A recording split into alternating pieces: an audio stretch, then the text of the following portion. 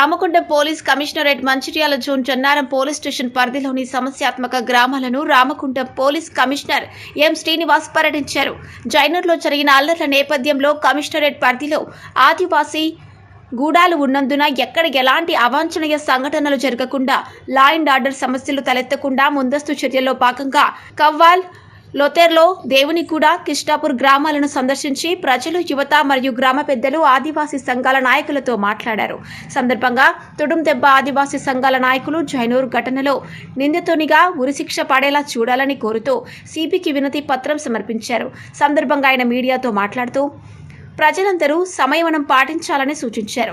ఏదైనా సమస్య ఉంటే అధికారులు దృష్టికి తీసుకురావాలని, కమిషనరేట్ పరిధిలో ఏ పోలీస్ స్టేషన్లో అయినా ఫిర్యాదు చేయవచ్చునని తెలిపారు.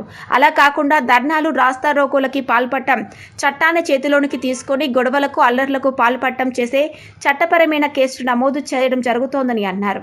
ఎట్టి పరిస్థితుల్లోనూ వదంతులు నమ్మవద్దని సూచించారు. ప్రస్తుతం ప్రశాంత వాతావరణంలో జైనూరు ఉందని తెలిపారు. సోషల్ మీడియా నందు వదంతువులను వ్యాప్తి చేసే వారిపై మరియు గ్రూప్ అడ్మిన్లపై చట్టపరమైన కఠిన చర్యలు తీసుకోబడతాయని హెచ్చరించారు. ఇప్పటి వరకు ప్రజలకు పోలీసులు వారికి సహకరిస్తున్నారని, భవిష్యత్తులో కూడా ఇదే విధముగా సహకరించాలని కోరారు. సిపి వెంట ఆర్ఐలు సంపత్, వామనమూర్తి, ఎస్ఐ జన్నారం, రాజగోవర్ధన్లు ఉన్నారు. నేను కూడా చెప్పాను, అందరూ మా ఎస్ఎస్సీ చెప్పాను. నేను కూడా ఇంత దూరం వచ్చి ఇక్కడ క్యాంప్ వేసాను. రాత్రి కూడా అక్కడికి జైలుకి వెళ్ళాలి.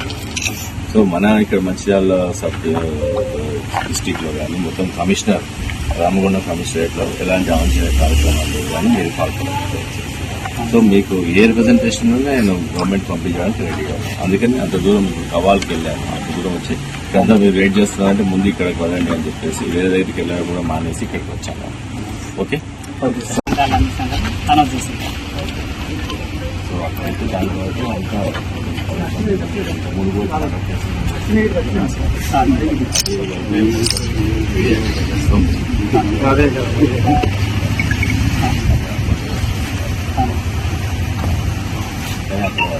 యాక్సిడెంట్ చాలా బాధాకరమైన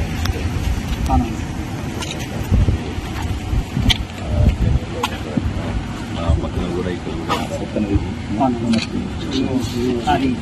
అనుభవం వాస్తవం మరి మరి అదైతే అశాంతి అయితే ఏదైతే ఉందో సార్, ఆ అశాంతి కొరకు నిరసన కార్యక్రమాలు కానీ ఇంకా వేరే రకంగా కూడా చేయడానికి అది ఏదో మా అశాంతితోనే ఉన్నారు సార్.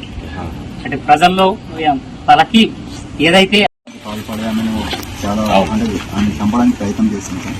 నేను ప్రభుత్వం ద్వారా మీ ద్వారా కోరుకునేది ఏంటంటే సార్, ఏదైతే ఇప్పుడు ఆదివాసీ మహిళను ఎవరైతే చేసిందో ఆయన ఉరిశిక్ష పడుతూ ఇన్ని పరిధి ఉరిశిక్ష పడలేకూడదు సార్. మా డిమాండ్ ఆ ఆదివాసీ మహిళ ఎవరైతే ఉన్నారో వాళ్ళకు ఆమెకు పూర్తి ట్రీట్మెంట్ ప్రభుత్వమే మళ్ళీ వాళ్ళ కుటుంబానికి ఆర్థిక సహాయం చేయాలి.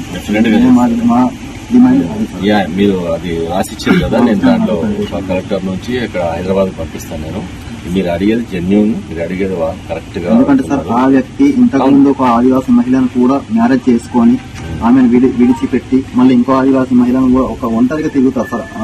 మహిళలకు భద్రత లేకపోతే, భారతదేశంలో భద్రత లేకపోతే ఏ మహిళ, ఆదివాసీ మహిళని కాదు ఏ మహిళలకు మనం రక్షణ ఇవ్వకపోతే అలాంటి మూర్ఖులను మనం కఠినంగా శిక్షించలేదంటే ఇట్లాంటి ఇంకా చాలా జరిగిపోతుంటాయి సార్. లేదు, అది అన్ని ఎవిడెన్సెస్ అన్ని ఉన్నాయి, పక్కాగా శిక్ష పడుతుంది. ఇంకా ఫాస్ట్ ట్రాక్ కోర్ట్ లో అంటే వితిన్ 3 months లో శిక్ష పడేటట్టు ఫాస్ట్ ట్రాక్ కోర్ట్ కూడా ఏర్పాటు చేయాలని చెప్పి నేను రాస్తాను. మా డిమాండ్ కూడా అదే సార్.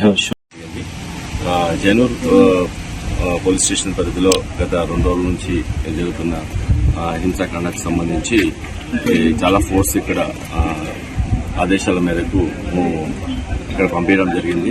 దాంట్లో భాగంగా మేము కూడా ఇక్కడ నిన్నంతా అక్కడ డ్యూటీ చేసి ఇక్కడ మా ఏరియాలో జైనూరులో నుంచి ఇక్కడికి కొద్దిగా బార్డర్ తగులుతుంది, మాకు బార్డర్ ఉంటుంది కాబట్టి ఇక్కడ కూడా ఆదివాసీ గూడాలు, తర్వాత జన్నారం మండల్, లక్షట్పేట్, దండేపల్లి ఏరియాలో ఈ 3 ప్రాంతాల్లో, కవాల్ ప్రాంతాల్లో ఈ ఆదివాసీ ప్రజలు ఉన్నారు. వాళ్ళ యొక్క మనోభావాలు దెబ్బతిన్నాయి.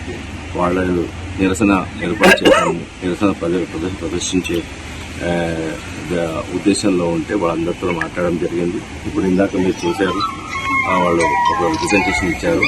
వాళ్ళు మా యొక్క రిక్వెస్ట్ ని మన్నించి రోడ్డు మీదకి రాకుండా ఎలాంటి అవాంఛనీయ కార్యక్రమాలకు పాల్పడకుండా మన జన్నారం మండలంలో ఒక రిప్రజెంటేషన్ మాత్రం ఇచ్చారు. మేము వాళ్ళకి మా రిక్వెస్ట్ మన్నించినందుకు మేము థ్యాంక్స్ చెప్తున్నాము. అలాగే ఇతర కమ్యూనిటీ సోదరులు కూడా మేము చెప్పేది ఏంటంటే, మీరు ఈ హింసాకాండకు పాల్పడడం అనేది మంచిది కాదు. ఏదైనా ఉంటే మీరు గవర్నమెంట్ దృష్టిలో తీసుకురావాలంటే మేము అధికారులు ఉన్నాము, మీ దగ్గరికే వస్తాము. మీరు డైరెక్ట్ గా మీ యొక్క గ్రీవెన్సెస్ మొత్తం ఇవ్వడం చేయొచ్చు. తర్వాత ఎక్కడ పోలీస్ స్టేషన్కి వెళ్ళినా మీ అందరికీ ఇన్స్ట్రక్షన్లు ఇవ్వడం జరిగింది. నా కమిషనరేట్ లో ఏ పోలీస్ స్టేషన్కి వచ్చినా మీరు సాధారణంగా మేము గౌరవించి మీ యొక్క రిప్రజెంటేషన్ తీసుకోవడం జరుగుతుంది. మీరు మాత్రం రోడ్ల మీదకి, తర్వాత ధర్నాలు, రోడ్లు రోకోలు, తర్వాత వేరే కమ్యూనిటీ మీదకి పోవడాలు, అది లా అండ్ ఆర్డర్ చేతిలో తీసుకోవడం అయినట్టు అవుతుంది. మీ మీద కేసులు అనేసరిగా చేయడం జరుగుతుంది. అందుకనే వాటికి పాల్పడకుండా మీరు సామరస్యంగా ఉండి మాకు సహకరించాలని కోరుతూ, ఇప్పుడు ఆల్రెడీ సహకరించారు. దానికి మేము చాలా కృతజ్ఞతగా మీకు ఏ సాయం కావాలన్నా, మీ యొక్క గ్రీవియన్స్ ఏదున్నా, మీ యొక్క ఏ బాధ ఉన్నా మీరు రిటర్న్ గా ఇవ్వండి. ఆల్రెడీ ఇప్పించారు, నేను గవర్నమెంట్కి పంపిస్తాను. దాంట్లో కూడా ఆ కేసులో కూడా ఎవరైతే నిందితుడు ఉన్నారో ఆల్రెడీ అరెస్ట్ చేయడం జరిగింది. దాని తర్వాత ఇన్వెస్టిగేషన్ కూడా ఫాస్ట్ ట్రాక్ లో చెప్పి ఫాస్ట్ ట్రాక్ కోర్టులో ఫాస్ట్ గా చేయడానికి అన్ని నిర్ణయాలు తీసుకోవడం హైదరాబాద్ లెవెల్లో జరుగుతుంది.